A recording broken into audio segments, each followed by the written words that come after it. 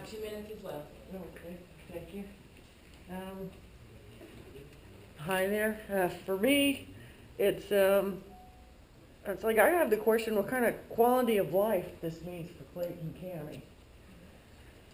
For me, everything seems to be designed to move people rapidly through the county into Atlanta and back out again, with some peripheral things to help people who are living in the county get to the main road. For me, I'm not complaining about the development, but I think I have questions. What kind of industry does this bring to Clayton County? What kind of jobs?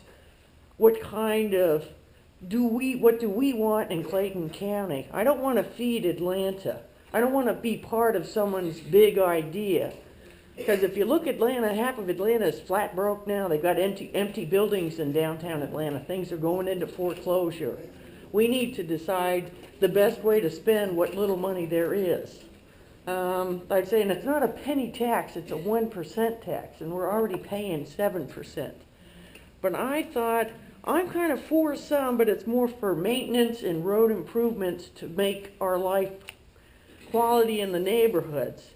Like, I like the TIACL 005, but I'd say run it along South Avenue versus College Street. I would say more for bus service. I'm for that, but I have to ask the question, why'd you sell the buses? Why'd you take down the bus stops?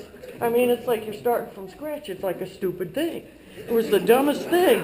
Couldn't you, and what's the $11 million going to pay for? But does that mean we get free rides on the bus, or we pay for new buses? And then it's like, I would say we should concentrate more on projects that are road repair improvements, more sidewalks. How about more little parks in the county that people can go to versus another giant super highway? Because if you look at the mountain map of Clayton, it's a big highway. It's turning into a highway. Okay, excuse me, ma'am, your time is up. Okay. Thank you. Thank you.